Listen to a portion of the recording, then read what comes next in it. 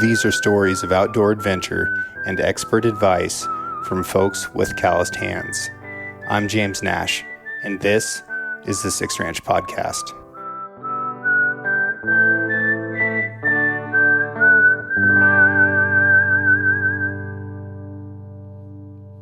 Hello, everybody, and welcome back to the Six Ranch Podcast. On today's episode, I'm going to talk through my recent trip to Baja, Mexico. I want to talk through kind of all the logistics, focusing on the gear that I used, the spearfishing side of things. But if you're not into spearfishing, you can still use kind of the lessons learned from my trip to apply it to whatever your goals are. So if you're going down there to go whale watching, if you just want to go on a taco tour, if you just want to see how cool Baja really is, you can take this and run with it. If you do want to go down for spearfishing or for a fishing trip, then you can take the lessons learned from there as well. All right, getting to Baja, the overlanding journey. So the route that I took was from here where I live in Northeast Oregon. I drove through Southern Oregon and dipped down into Northern California, visited a friend, and then shot over to Nevada and visited another friend, cruised south through Nevada, and then over the Sierras, spent a night in Bishop, California, and then punched all the way south through the border down into Baja.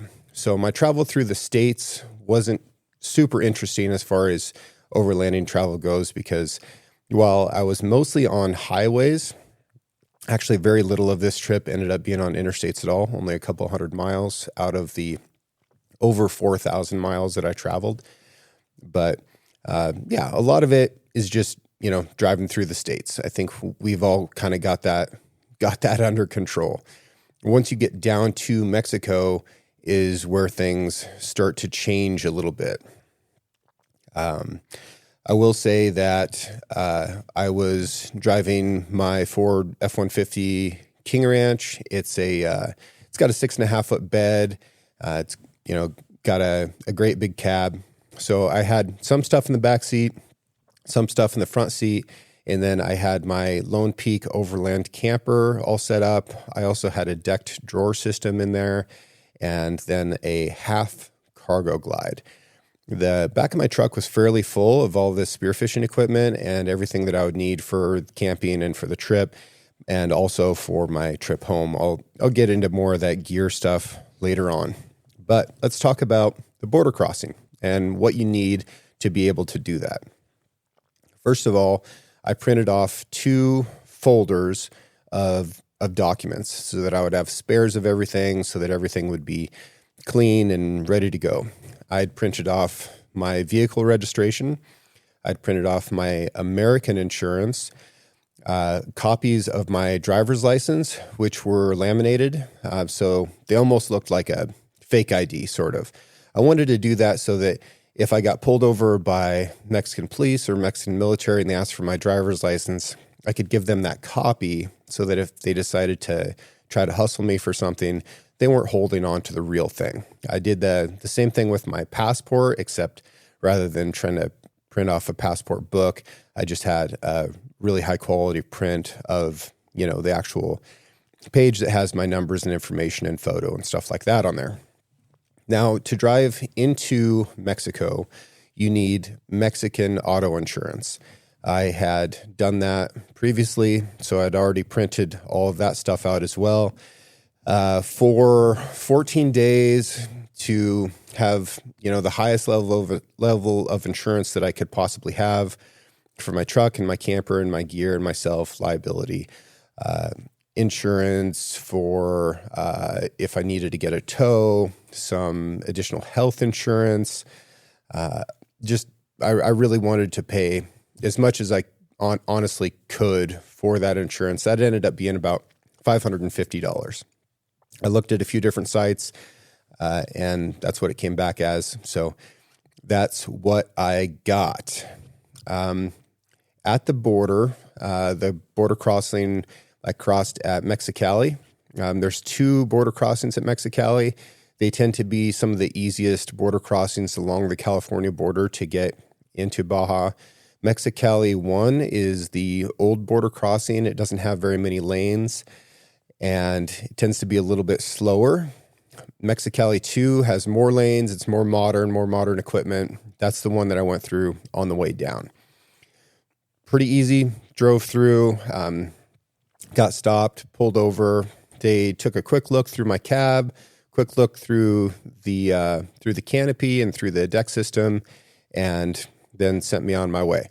I needed to get an FMM, which is a tourist visa kind of thing, and it's good for about 6 months. I think it's 180 days, something like that. I parked, went over into the immigration building. There's literally nobody in there, no lines. The scanners didn't have anybody manning them.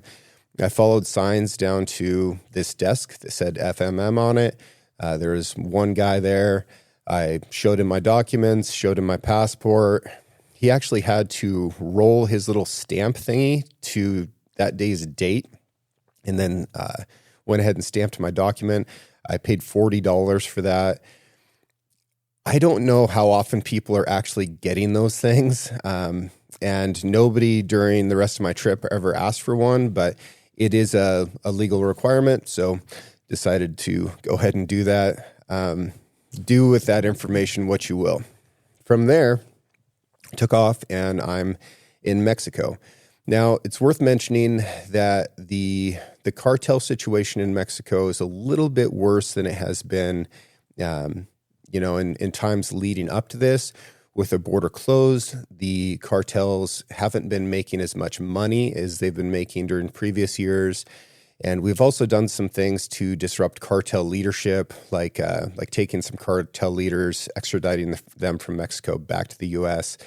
There's a little bit of a power vacuum going on, and the Mexicali Valley is actually in a heightened state of cartel activity. So I didn't want to spend my first night anywhere near the border, anywhere in the Mexicali Valley.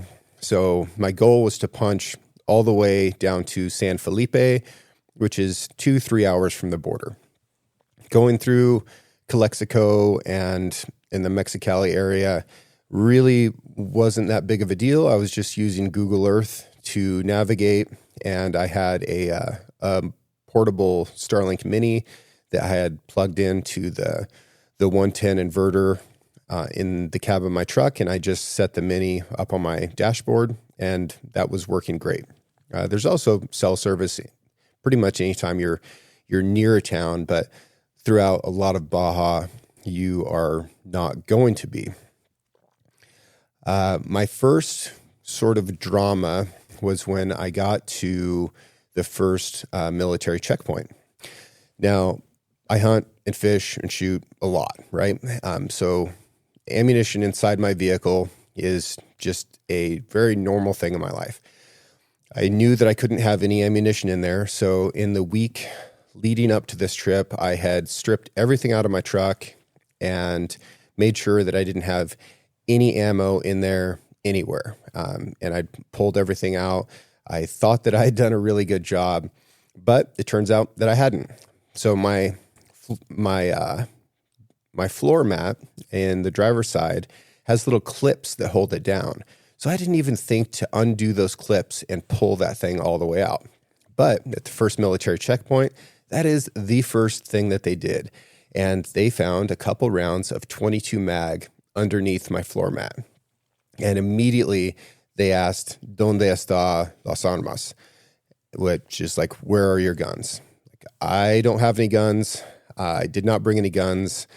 And they're like, for sure that I was smuggling firearms into Mexico. Things started to get pretty tense from there. These guys were agitated.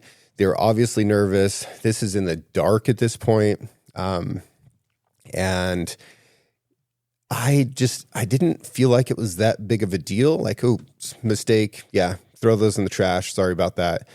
I ended up being there for 3 hours, and nobody could speak English, so we're using Google Translate to communicate.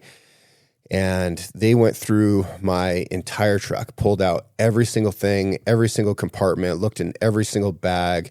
They looked in my hood liner. They looked inside my engine compartment. They looked up underneath the truck. They looked through everything that I had. And, they're telling me that I need to contact an attorney, that they don't have a choice, that I'm going to be arrested, that they have to turn me over to the police. It was not looking good for quite a while there. And I just kept saying, look, this is obviously a mistake. You can see that everything else that I have here is for me to go on a fishing trip.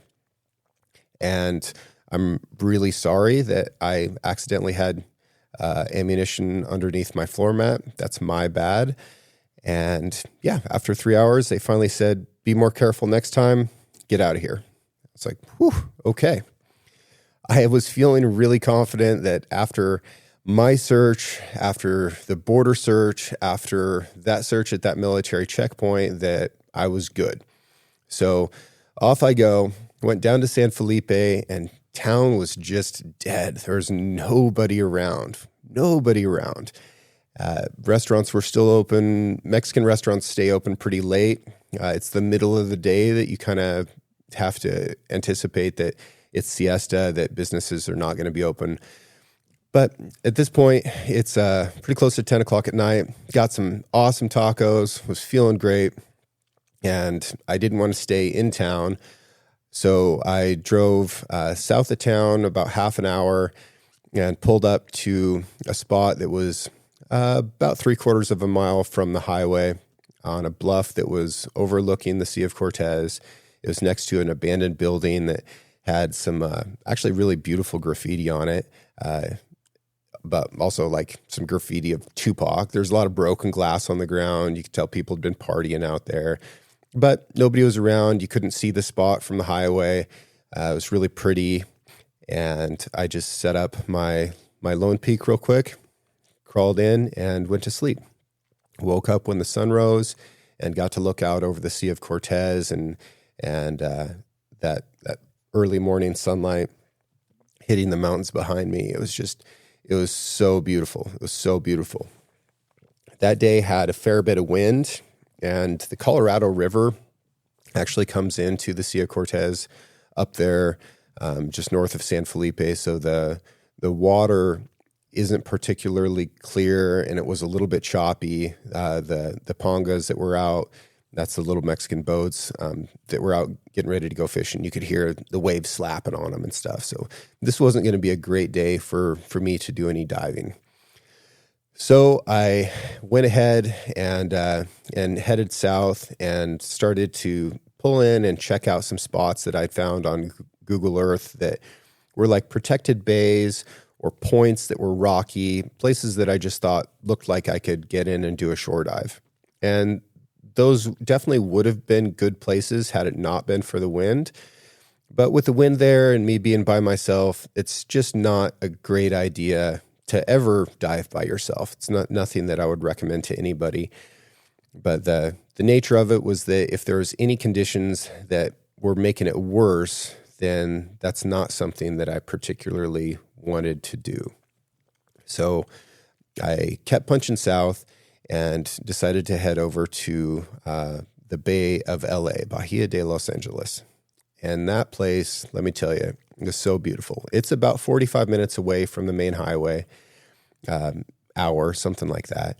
And you drop off of these big, tall mountains down towards the bay. There's like 18 different islands out in the bay. It's absolutely surreal. Northern Baja hasn't caught a real rain in like 3 years. It is incredibly dry. Some of the cactus are even dying, and there's giant cactus, these saguaro cactus that are like 50 feet tall. They look like ponderosa pine trees in their diameter. Even some of those things are dying. It's very, very, very dry. So you go from this incredible, dry, rugged, austere mountain terrain and then drop down into the Sea of Cortez, which has some of the, greatest diversity and density of sea life anywhere in the world. Small town there, Bay of LA. I went and visited the aunt and uncle of a friend of mine who have a little horse rescue there. So they've been rescuing wild horses and feral horses and getting them healthy and making sure that they get fed. Really, really sweet people. Loved meeting them. They had a bunch of rescue dogs there as well that were really fun, except for the Chihuahua, which, like a lot of Chihuahuas, it was just kind of a little devil dog who was pissed off at the world. But got to talk with them for a little bit. And then I went and scouted a place that was way out of town that I thought that I might want to spend the night on. Again, it was just too windy to get in the water at that point. So went back to town and got a bite to eat, and then went out and got back to my beach and set up. Now, the driving to get out to these spots that were off the road, it did require 4-wheel drive. It was somewhat technical in that off-roading aspect of things. Now, my truck isn't lifted. My tires are 33s. So I've got decent ground clearance, but nothing crazy. It's not like you look at my pickup and it looks like some jacked up, lifted, super knobby tire thing. I'm just using all-terrain tires, 10-ply tires. I did have a spare. I brought some sidewall patch kits. I had tire plugs. I had a air compressor and a battery jump that comes from Uncharted Supply Company. So I felt like I was fairly set up for any kind of those dramas. And then I used the big toolkit, the bag of tools from Decked. And with that, I can basically do anything that I'm capable of doing. So I do this kind of ruddy off-road driving stuff, go up over this little pass, get to this beach that's just cobbly rock, and set up and park for the night. Now, I was eager to get in the water, and the wind had laid down, so I went out with my dive light, and I looked into the water, and I was seeing fish. There was all these glass minnows that were all along the shore, and the moon was up, and it was beautiful, and the water was calm, and I thought, oh gosh, I'm just going to do it. And the water was warm. It was actually 80 degrees right there. So I didn't even throw a wetsuit on. I just grabbed my dive belt with a knife, put on my mask and fins, shorts and a long sleeve shirt as a rash guard, and got in and did a little bit of diving and shot a couple fish. Saw just a huge amount of sea life. Stayed close to shore. I left all the lights on in my lone peak, so I had a nice spot to look back at, so that I wasn't getting lost out there, and kept it really, really shallow and close to shore. Got my fish cleaned and put in my Dometic cooler, which was running off of this Lone Peak system. So it's got a 540 watt solar panel on top. I had a 105 amp hour battery and an inverter inside. I also have a DC-DC charger. So when my truck is running, that is also charging the battery. And then I dried off and kind of enjoyed the evening for a minute, went to sleep. Again, woke up at sunrise. The water was very flat. And I thought, this is going to be a beautiful morning to make a cup of coffee. And as soon as I climbed down out of the bed, I could hear fish crashing on the surface. And I didn't know what they were. And I could see some bigger fish out there. So I didn't know if it was rooster fish or if it was mahi-mahi, which actually come in close to shore there. Could have been anything. And I was eager. So decided to skip coffee. I suited up as fast as I could and got in the water and immediately found some big schools of yellowtail, which if you've had sushi in the U.S. and you've seen hamachi on the menu, that's yellowtail. Very, very good eating fish. And I was able to shoot a pretty nice yellowtail there. Came out of the water and got that fish cleaned. And, I just felt like I was really doing it at that point. Like, man, I just drove to Baja, Mexico, camped on this beach by myself with this equipment, woke up, did a shore dive by myself, shot a nice fish. I've got some sashimi now. Like, life was so, so good. Then my buddy's aunt and uncle, they'd been out on a bike ride, and they came over the hill and stopped by and visited, got to, say hello to their dogs again. and yeah, just had a real nice morning. From there, I punched farther south, spent another night on the beach, and then kept on driving down Baja, and just saw, these giant deserts of cactus, more big, tall mountain ranges, and you end up zigzagging across the Baja Peninsula a little bit. There's not very many highways. You just sort of go where you go. It's very, very easy to navigate once you're there. You don't have to know Spanish. If you've got internet, like with Starlink, or if you've downloaded the maps ahead of time, it's very easy to navigate just with Google Maps. Or I also had an atlas there that I was referencing. So just off paper maps, really no big deal. Ended up going down to Loreto, which is a place that I've been to before, and spent a couple nights there. And didn't do much. Wandered around town. It's a beautiful little town. It was Dia de los Muertos, so the kids were all out dressed up with their cool skull candy looking faces, and they were trick or treating at the restaurants and at the businesses. And Loreto is a place that really likes to celebrate. The times that I've been there, they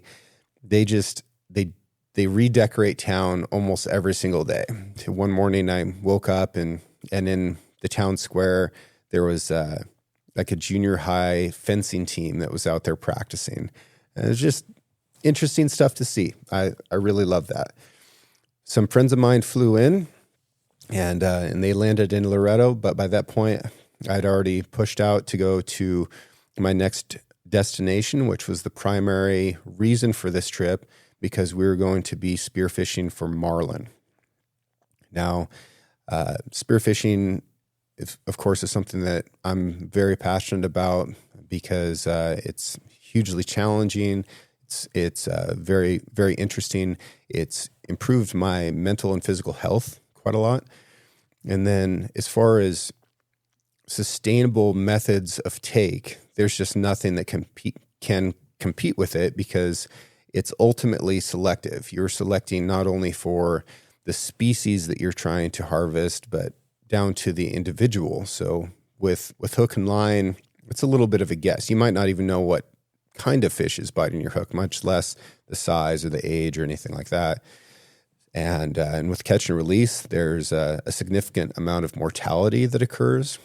In this area, they can sometimes catch 50 or 60 marlin a day, even the fly fishermen. Now that means that they might be killing 5 or 6 of those fish just through the act of catch and release, because the fish are too exhausted, and by the time they let them go, they're not able to recover. My friends and I, we all wanted to take 1 marlin each, and that's exactly what we did. So we met up with our guide and our captain. I went with Angelo from La Ventana Dive Center. And man, that guy was a tremendous guide. He did such a good job. You heard from him on the previous episode. He's very positive. He's very safety conscious. And I just can't compliment him enough. We had a little villa to stay in. So we had 3 different bedrooms that had 2 beds each. There was air conditioning. There was Wi-Fi. It was gated, so I had a safe place to park my truck. And it was only about 50 yards away from where the captain lived, where his house and boatyard was. His wife cooked for us, so we had homemade Mexican food. She made breakfast burritos for us. She made sandwiches for us to take out on the boat. And then every night she was making different types of Mexican food to bring over for us to eat. It was amazing. Their hospitality was tremendous, and it was very, very affordable as well. Tell you a little bit about the spearfishing itself. Day 1, when we went out, we had good wind. We got into the fishing grounds, and we got into the marlin pretty quickly. Everybody ended up getting fish. I'll tell you about my fish. As soon as I got in the water, I was seeing lots of marlin schooling. I took a dive down, and the biggest fish of the ones that I could see actually came up and sort of challenged me. And striped marlin is what these were when they're relaxed, their dorsal fin is down and they're just kind of a gray color. But when they get excited and when it's their turn to attack the bait, like these schools of sardines and mackerel, these brilliant ultraviolet blue stripes and dots illuminate all the way down their side. And it is like a Christmas tree just got turned on. And then their dorsal fin comes up and they start attacking this bait. They illuminate these stripes as a communication to the other marlin that it's their turn to get in there, so that the marlin aren't running into each other and spearing each other, because they use their bill, their spear, to slash at this bait, to stun them, to stab them, to kill them so that they can eat them more easily. Striped marlin are one of the fastest fish in the ocean. They can swim around 60 miles an hour. And it is an incredible spectacle to be in the water with them. This fish came up to challenge me, and as he turned broadside, I shot. The shaft went all the way through him, right behind the pectoral fins. I have my shaft painted white, so it's very easy to see. And I see this fish take off. The float line had wrapped around my body. That was a pretty dangerous situation, but I was able to calmly unwrap that, and then got a hold of the float. The fish dragged me for a long ways, and then I was able to pull him up. My friend Will dove down, got another spear shaft shot through him, and then I dove down, got a hold of his bill, and took out my custom dive knife made by Jesse Vossler and killed the fish. Got him in the boat, and that was a similar story for all of the other divers in the trip. Really incredible experience. We got all those fish put on ice in the bow of the Ponga, and then we went and did some more diving. I shot some nice cubera, which is a big snapper. They're also called dog snapper. In some areas of the world, these snapper have a biotoxin called ciguatera, which prevents you from eating them. However, there's no ciguatera in this area, so very, very good to eat fish. Awesome experience. For the rest of the week, we continued to dive, sometimes outside of the bay, and we might run for 3 hours in the Ponga to get out to a specific spot. Sometimes we would dive sunken shipwrecks. Other times it was like cracks in the rocks and boulder fields, and you would dive, sometimes 50, 60 feet deep and get down to where these cracks were and look underneath, and big grouper would come out or big snapper would come out and kind of inspect you, and you could try and get a shot on them. We got fish every single day, and we're bringing those back. There's a local tradition for smoking these marlin, and they use a hardwood from way up high in the mountains that grows very, very slowly. So we had all of our marlin smoked, frozen, and packaged in this local tradition. Same thing with the rest of our fish, except for it wasn't smoked. It was just filleted and then packaged, vacuum sealed very nicely and frozen. By the time the trip was over, everybody was able to fill up coolers full of frozen fish. I filled up my Dometic cooler, and I dropped the temperature down to 0 degrees because I wanted it to be very, very frozen. That turned out to be fairly taxing on my electrical system. So it was using about 40 amp hours overnight, and it's still pretty hot down there, right? Nights are still 70, 80 degrees. So it was pretty taxing for that cooler to work that hard, and it was taking a lot of energy from the battery. But by driving and recharging every day, I was able to make it all the way home without ever exhausting that battery down to 0. And that was still like running my fan and lights and things like that I needed to continue sleeping in that Lone Peak canopy camper system overnight. And I was able to get that fish all the way home. Now, I did have another kerfuffle at another military checkpoint on the way down. I kind of skipped over that, but they just found a single round of .22 long rifle brass. So not even a cartridge, just the brass that's left over. I'm pretty confident that that's not illegal. This very, very much felt like just a hustle, but they kept me there for a couple hours. They told me that they're, calling the police and that I was going to be arrested. And I eventually paid them money and bribed them to get them out to be able to keep going. And that's what they wanted. So gave them money and on I went. That's just kind of the nature of doing business in Mexico.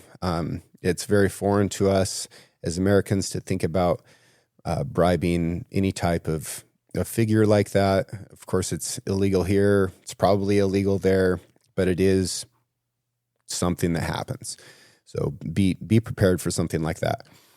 On the way back, I filled up a Yeti soft cooler in my passenger seat with ice and Coca-Colas. And every time I came to a military checkpoint, I rolled down my window and offered them a cold Coke. And they said, muchas gracias, and sent me on my way. So if you are doing a trip like this, you might consider just doing something like that. And it'll probably save you a lot of time and headache. Okay, let's talk about gear and vehicle setup a little bit more, what worked, what didn't. As far as my truck itself, I ended up getting about 14 and a half miles per gallon for total for the trip. Now that includes driving 70 plus miles an hour over mountain passes and all that stuff in the States, driving quite a bit more slowly down there in Baja. I got better gas mileage with the Mexican gas than I do with American gas. They sell it by the liter down there, and I paid anywhere between 23 and 25 pesos per liter, which at the current exchange rate, it's 18 pesos, 17 pesos per US dollar. I think it probably worked out to like $4.50, $5 a gallon. And then, of course, in the States, you're seeing in California anywhere between like $4.20 a gallon and $7 a gallon. In Nevada, Arizona, quite a bit cheaper. Oregon, getting back up towards those California prices. So overall, it was, I would say my average gas bill was probably about $4.50 a gallon. And my truck was probably a little bit nice for this type of trip. If you've got a real nice looking vehicle, then you look like a wealthy American, and you're probably going to get hassled more than if you have kind of a crappy vehicle. But I didn't have any reliability issues. Ford F-150 is an awesome truck. I've owned multiple of them. They've treated me extremely well. They've been the most popular truck in the country for a very long time, and there's a good reason for it. Was very happy with my suspension, which you're going to use both off-roading and on-roading, because there are a huge number of speed bumps, not all of which are marked or apparent. So you're going to test your suspension on some speed bumps that you didn't see coming. Tires, I had new open country tires from Les Schwab that were all-terrain tires. No issue with those whatsoever. They worked well in the sand. I never ended up having to even air down. I'd also put on a leveling kit for the extra weight that the Lone Peak Overland and all the gear that I carry, and the trailers that I occasionally haul, like my jet boat trailer and stuff like that.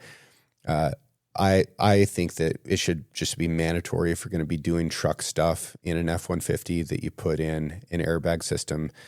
I pump that up with my little Uncharted supply company air compressor. It just takes absolute seconds to inflate that to whatever PSI you want. I usually run mine at 25 to 30 PSI. So that all worked great. Sleeping in the Lone Peak Overland canopy, just fantastic. Very comfortable, plenty of room. I had 3 different blankets with me. Sometimes I was just using the sheet. Sometimes I was using the sheet and a down blanket and a wool blanket and a fleece blanket because it was, pretty cold on those nights up in the Sierras and stuff like that. But down in Mexico, it was just a sheet and having the fan running. So nice. Also, being able to have a light bar up on top helps quite a bit. I like having that light bar up on the canopy more than I thought I would. it tends to drive down over the top of the dust more than a light bar or your headlights do. So I felt like I had great visibility for my off-roading doing that. Power in the vehicle, I've got a 3.5 liter EcoBoost, double turbocharged. There's plenty of horsepower. I've got no issues with that. So overall, I feel really good about my system.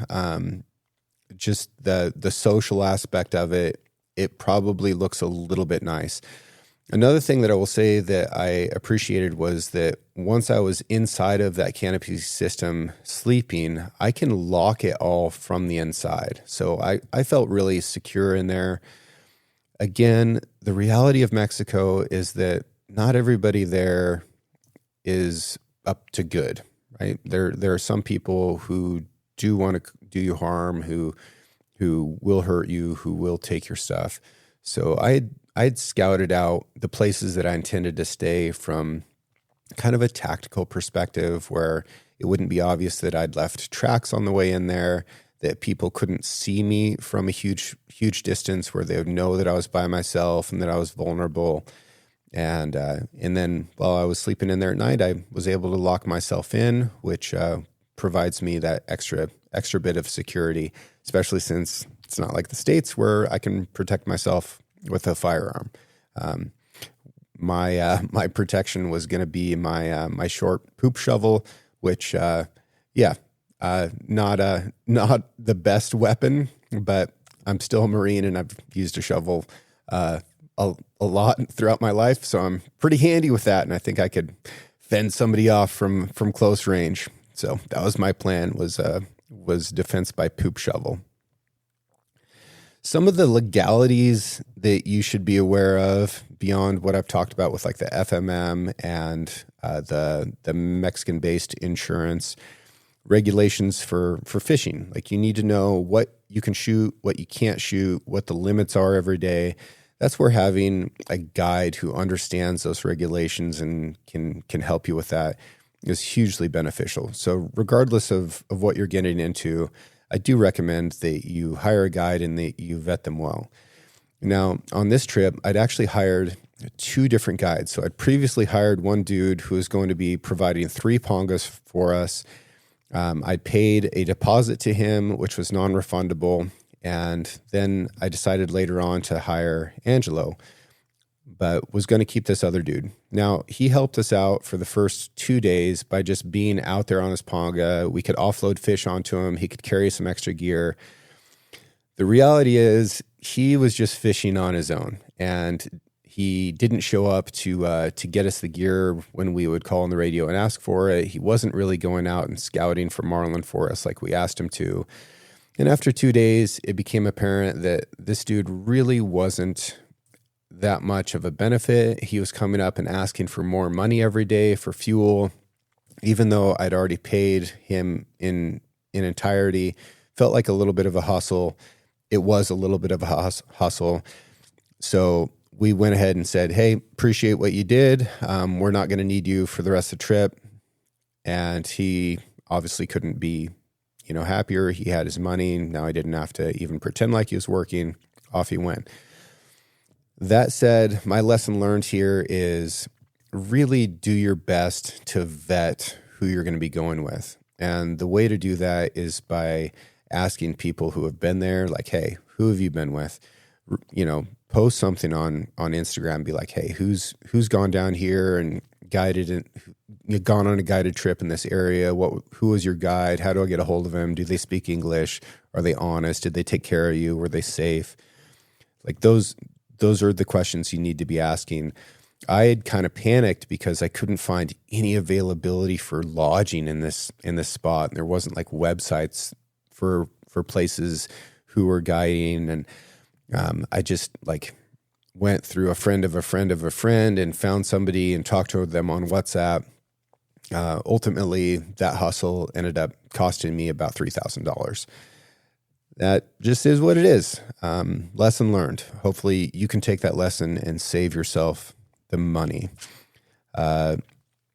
Some other things that you should know about Mexico, like if you go to eat at a restaurant, You have to ask for the bill. It's considered rude for them to just bring you the bill while you're still eating, or if you're just hanging out afterwards. So to ask for the ticket, you would say "La cuenta, por favor." That's the ticket, please. And they'll bring it over. Tipping culture, about the same as the States. Tip 10, 20%, whatever you feel like there. But they do tend to take really good care of you, and the food is absolutely phenomenal. Baja has a great food culture.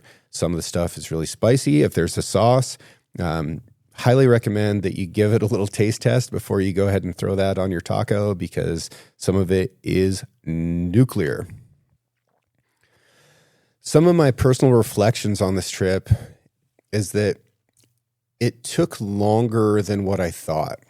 When I looked at this on Google Maps, it told me it was going to be a 32-hour drive. My trip down there ended up being over 50 hours. My trip back ended up being about 40-something hours. So total drive time, like hands on the steering wheel, was over 93 hours. That is a lot of time in the sea, a lot of windshield time. Google Maps, it felt like it assumed I was going to be traveling about 65 miles an hour in Baja, but the highest speed limit I ever saw was 80 kilometers per hour, which is actually closer to like 50 or 55 miles an hour. So unless you're going to break the law and speed, then your drive times are going to be much, much longer than what you maybe have anticipated. I think that having my Dometic cooler, which I could turn into a freezer, was a major asset, because I could bring all of that fish home. You know, that fish that I'd worked so hard for. These are animals that I care very deeply about. I do not want to waste anything about them. I want to respect that that was a living thing that I killed, that I want to eat, that I want to share with my friends, that I want to share with my family. And I want to take the absolute best care of it that I possibly can. So having that Dometic cooler, it's the CFX 100 is the one I was using, that I could turn into a freezer just by hitting a button and lowering the temperature. That was awesome. That was a great piece of gear. The security of the Lone Peak Overland camper, being able to keep my stuff secure, bring a lot of gear, keep it organized, that was incredible. The decked drawer system was also really awesome, because I had that thing loaded up with decked boxes, and every box had a specific category of things in it. So I had a box that was full of spices. I had a box that had just emergency vehicle stuff in it. I had a box that had all my coffee stuff in it. On and on we go, right? I don't need to go through every single thing, but that stuff is all organized and tucked out of the way. So I'm not spending extra time searching around for stuff. It's protected, it's isolated, it's color coded, right? This was great. And then having the cargo glide, especially if you're going to have a canopy on top of a deck system, I think that a cargo glide is a really good idea. So I can grab that thing and I can extend it all the way out. Now I've got an additional work surface that I can, use as like a high bench, but I can also get that stuff out to me without having to crawl inside of that canopy. Absolutely huge. So I'm really happy with my setup overall. I think everything did a good job. As far as like soft bags, I used Yeti Ponga bags. I've used those for years. They're extremely tough. They're waterproof. They're awesome. I also used totes from Paladin. Again, waterproof, very, very tough, but also extremely lightweight. They're using super fabrics. These things are all American made. So awesome. So that's what I was using for some of the stuff, for some of my dive gear, and then also to get my stuff onto the Ponga every day, because I'm wearing like warm clothes and, rain jackets and stuff like that until we get out to the fishing grounds. And then on the way back, I'm probably in a wetsuit or something like that. So it was just really nice to have a nice lightweight, high volume bag that I could throw all that stuff in. As far as dive gear goes, I brought a 3 mil, a 5 mil, and a 7 mil suit. Didn't know what the water temperatures were going to be. I only ever used my 3 mil soup, although I probably could have used my 5 at certain times. Things I brought extras of. I brought 2 sets of fins. I brought 2 masks. I brought 2 snorkels. I brought 3 spear guns and a pole spear. My spear guns are all aim rights. So I had a 130 double roller with 3 extra shafts. That was going to be my blue water gun that I use for the marlin and the wahoo. And then I brought a 120 single roller, and I ended up using that on all of the reef stuff. And then I brought a 90 integrated muzzle band gun, and I used that for my shore dives. And then I brought a ski prong pole spear with both a 3-prong and a slip tip, and I used that for shore dives as well. All that stuff worked fabulously. I didn't bend or break any shafts or slip tips or anything like that. And of the 5 divers that were down there, I was the only one that didn't have a gun break, didn't have any band issues, didn't have any equipment failures. So yeah, you're going to have to pay a little bit more money to get an American-made aim-right carbon gun. But if you're going to be doing remote trips like this, it's a good idea to have something that just isn't going to let you down. And that was my experience. So not throwing shade against any of the other gun companies out there, but I will say I was the only one that didn't have guns break down. I brought 2 float lines. I brought 2 3-atmosphere floats, and I brought 2 bungees. I ended up only needing to use one of my float lines, one of my bungees, one of my floats, but I'm definitely a 2-as-1, 1-as-none guy, especially in these scenarios where you're really depending on this stuff. And the closest place that I could buy any dive gear was like another 8 to 10 hour drive away.